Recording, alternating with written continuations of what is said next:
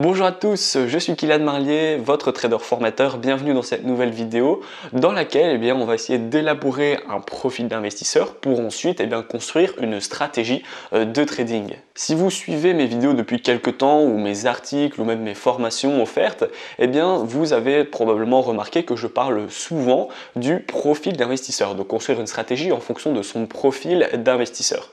Et donc vous pourrez vous demander qu'est-ce qu'un profil d'investisseur, comment ça marche, comment on le construit, comment savoir quel est notre profil. Et bien pour ça en fait on va mettre des méthodes en place, on va se poser des questions et en fonction des réponses qu'on va avoir à nos propres questions, on va pouvoir savoir quel est notre profil d'investisseur. Alors la première chose à savoir et à élaborer pour obtenir un profil d'investisseur, ça sera la disponibilité. La disponibilité, c'est un point clé qui fait votre profil. Est-ce que vous avez 1 heure à consacrer pour le trading? Est-ce que vous en avez 4? Est-ce que vous en avez 8?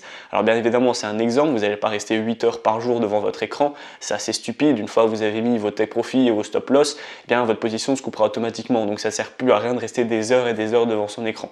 Mais bon voilà, ça c'est super important. Est-ce que vous allez travailler plutôt le matin ou plutôt l'après-midi, plutôt le soir? En fait, dès lors que vous allez obtenir votre disponibilité et vous savez clairement quand est-ce que vous allez être disponible, vous allez pouvoir déjà commencer un début de stratégie parce que vous allez savoir forcément en fonction du matin, du soir, de l'après-midi, vous n'allez pas forcément travailler sur les mêmes paires de devises ou sur les mêmes contrats, voire les mêmes matières premières. Donc ça c'est super important, c'est la disponibilité. Ensuite, forcément, votre profil d'investisseur, il va dépendre de vos attentes dans le trading. Est-ce que vous voulez faire 5%? Est-ce que vous voulez faire 10% avec le trading?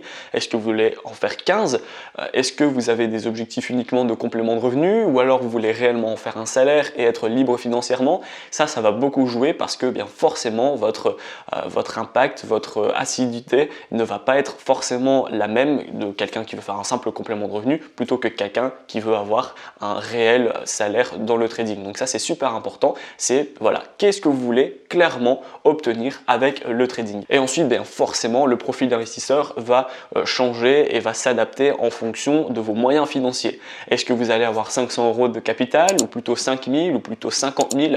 Forcément vous n'allez pas réagir de la même manière avec un capital de 500 € et un capital de 50 000 €. Donc effectivement en fonction de vos moyens, de votre situation financière, vous allez également pouvoir élaborer votre stratégie. Et donc justement on y vient. Une fois que vous avez votre profil d'investisseur, donc que vous connaissez forcément un peu votre disponibilité, que vous savez clairement qu'est-ce que vous voulez avec le trading et que vous connaissez également vos moyens financiers, ça vous les savez déjà un peu avant de vous intéresser au trading, vous savez un peu quel est le capital que vous aviez eu l'intention de déposer. Et donc là, on va pouvoir commencer à élaborer la stratégie. Donc maintenant, on a votre profil d'investisseur. Vous savez votre moyen financier, vous savez qu'est-ce que vous voulez réellement avec le trading et vous connaissez vos disponibilités. Donc on va pouvoir attaquer la stratégie. La stratégie, la première étape pour élaborer réellement une stratégie, c'est de trouver le marché financier. Est-ce que vous allez vouloir travailler sur le forex, sur les contrats, les matières premières, les crypto-monnaies? Ça va dépendre encore une fois de votre disponibilité et donc de votre profil d'investisseur. Quelqu'un qui par exemple est disponible, je sais pas moi, tard le soir vers 20h, 23h, forcément il va peut-être être plus dans le forex plutôt que sur les contrats. Pourquoi? Sur le forex on a de la volatilité et en fonction des paires de devises que vous allez vouloir travailler, vous allez pouvoir avoir des opportunités même si vous avez un horaire qui est vers 20h, 23h, qui est tard dans le soir. Ça sera possible si vous travaillez avec le forex. Donc ça c'est super important, c'est en fonction de vos goûts, de votre feeling, de votre disponibilité, trouver un marché sur lequel vous allez travailler. Une fois que vous avez réussi à trouver un marché sur lequel vous vous sentez bien, sur lequel vous avez un bon sentiment, un bon feeling, vous allez pouvoir commencer à la deuxième étape, c'est d'élaborer une base stratégique. Alors la base stratégique c'est quoi? Là encore on va se référer à votre profil d'investisseur sur la disponibilité. Est-ce que vous allez utiliser une base de stratégie de swing, de day trading, de scalping? Ça en fonction de votre disponibilité. Si vous avez 1 heure par jour à consacrer avec le trading, vous n'allez pas forcément trouver la même stratégie que si vous avez 4 heures par jour pour utiliser le trading. Donc ça forcément en fonction du laps de temps, de la petite session de stratégie, de trading que vous allez pouvoir utiliser chaque jour, vous allez choisir un marché. Donc voilà, bien évidemment c'est des exemples, mais au plus vous avez une session de trading large, au plus vous allez forcément pouvoir avoir le choix entre guillemets sur les stratégies. Donc première étape, on choisit le marché. Et ensuite, on choisit la base de la stratégie qu'on va vouloir travailler pour élaborer sa stratégie de trading. Ensuite, une fois que vous avez votre marché et que vous avez trouvé la base de la stratégie, vous allez devoir tout simplement essayer des indicateurs. Alors bien évidemment, le but c'est d'essayer un maximum d'indicateurs et de reprendre celui que vous aimez, celui qui est le plus rentable pour vous, celui que vous aimez travailler également. Ça c'est super important. Si vous avez un indicateur qui est très rentable mais que vous détestez travailler, forcément au niveau de la psychologie et de la motivation, ça va être un petit peu impactant. Donc voilà, c'est super important de vous sentir à l'aise avec un indicateur et forcément s'il peut être super rentable, ça c'est le mieux. Donc vous allez en sélectionner 2 ou 3. Pourquoi 3? Bon, s'il y en a un indicateur qui vous dit d'acheter et un indicateur qui vous dit de vendre, le troisième pourra trancher. Mais donc voilà, vous allez trouver 2-3 indicateurs parmi tous ceux que vous allez tester et vous allez l'inclure dans votre stratégie pour passer maintenant à l'étape suivante. C'est la dernière étape, c'est de déposer son take profit et son stop loss, de placer son take profit et son stop loss. Alors forcément, j'ai déjà fait plusieurs articles et vidéos à ce sujet. Il y a énormément de possibilités pour placer son take profit et son stop loss.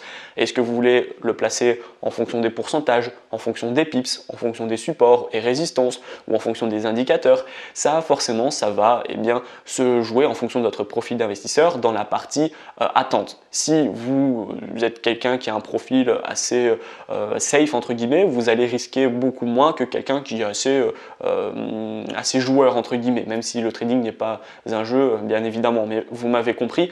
Si vous êtes capable de perdre plus d'argent, vous allez mettre des stop loss plus éloignés que quelqu'un qui est de nature un peu plus peureuse entre guillemets. Maintenant que nous avons tous nos indicateurs, on peut déjà élaborer une certaine stratégie, un petit test. Donc par exemple, je vais vous donner un exemple. Moi, j'ai choisi le marché du Forex. Ensuite, j'ai une base de stratégie du day trading. Ensuite, les indicateurs, je vais utiliser Fibonacci et Ishimoku. Et je vais mettre mes take profit et mes stop loss en fonction de Tenkan et de Kinjun, par exemple. Voilà, j'ai une petite base de la stratégie. Je sais forcément, je connais mon profil d'investisseur, donc je connais mes stop loss et mes take profit, je vais les mettre en fonction des pourcentages. Je préfère perdre 1% de perte par position maximum et gagner 2% de gain minimum pour mon take profit. Donc ça, c'est mon profil, c'est une petite stratégie que je vous donne comme ça. Forcément, elle va peut-être pas vous convenir en fonction de votre profil n'est pas le mien, on n'a pas le même capital, pas les mêmes attentes, pas les mêmes disponibilités, donc forcément vous devez la créer pour vous.